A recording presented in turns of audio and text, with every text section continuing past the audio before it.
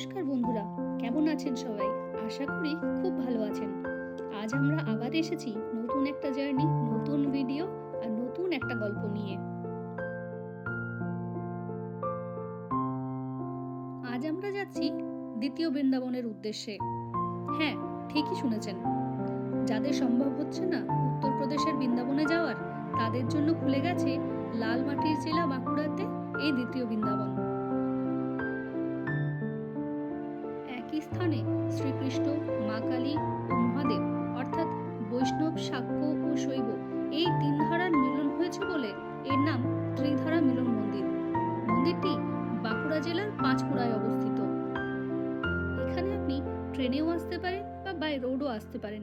ট্রেনে এলে বাঁকুড়া বিষ্ণুপুর বা পিয়ারডোবা স্টেশন থেকে তারলাংরা বা পাঁচকুড়ার বাস পেয়ে যাবেন। বাস স্টপ থেকে মন্দিরটি সামনেই। গাড়ি বা বাইক নিয়েও আসতে পারেন, পার্কিং এর সুব্যবস্থা আছে।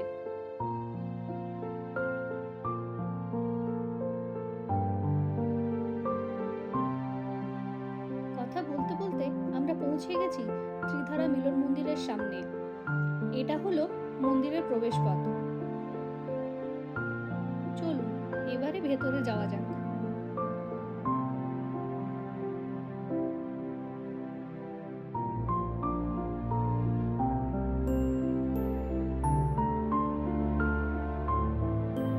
এটাই হলো মেন মন্দির।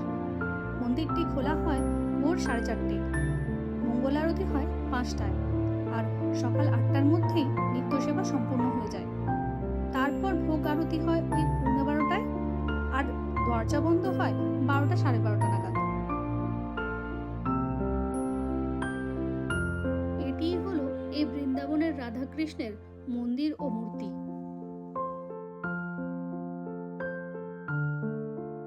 রাধাকৃষ্ণের মন্দিরের ঠিক ডান দিকেই আছে মা কালীর মন্দির। মন্দিরের সাথেই এখানে দর্শনার্থীদের বসার জন্য খুব সুন্দর ব্যবস্থা করা আছে।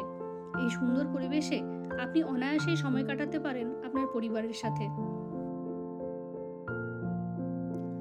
আর মন্দিরের দেওয়ালে নিখুঁত শিল্পকর্মের মাধ্যমে তুলে ধরা হয়েছে নিমাই সন্ন্যাসীর পালা, শ্রীকৃষ্ণের লীলা খেলা ইত্যাদি।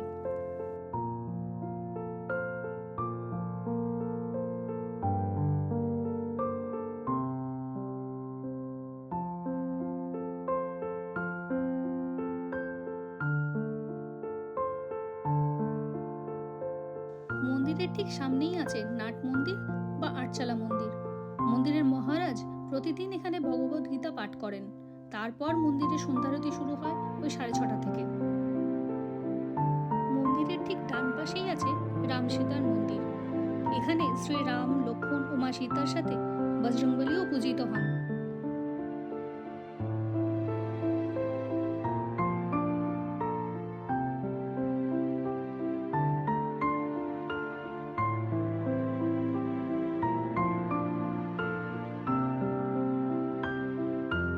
রাম সীতা মন্দিরের ঠিক পাশেই ভোলেনাথের মন্দির আর সাথে বিশাল বটগাছ।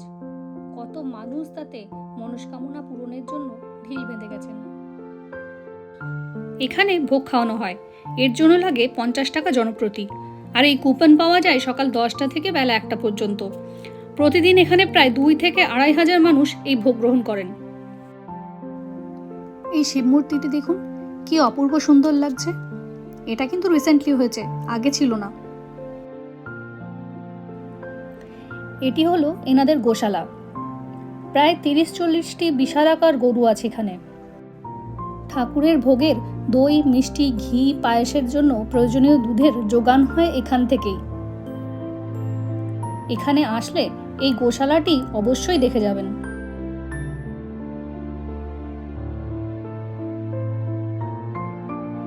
মন্দির পরিসরটা কিন্তু খুবই পরিষ্কার পরিচ্ছন্ন।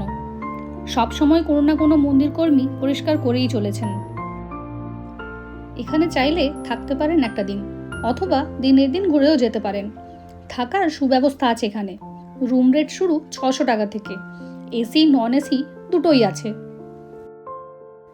স্ক্রিনে দেওয়া নাম্বারটিতে মন্দির সংক্রান্ত যে কোনো প্রয়োজনে কল করে নিতে পারেন।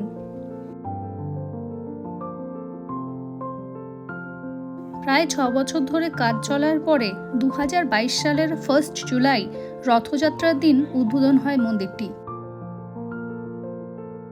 আমরা ধরলাম ফেরার পথ। আজকের সারাটা দিন খুব সুন্দরভাবে কাটলো। মন্দিরের অ্যাম্বিয়েন্সটা সত্যিই অসাধারণ। দূর দূর থেকে মানুষ আসেন এই মন্দির দর্শন করতে। আপনাদেরও বলবো সপরিবারে এসে একবার ঘুরে যান, কথা দিচ্ছি নিরাশ হবেন না।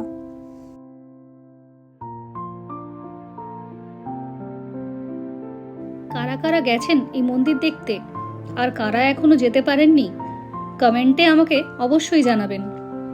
আর আজকের ভিডিওটা ভালো লাগলে লাইক, শেয়ার আর সাবস্ক্রাইব করতে ভুলবেন না কিন্তু। ভালো থাকবেন, সাবধানে থাকবেন। খুব শীঘ্রই ফিরবো নতুন একটা গল্প নিয়ে।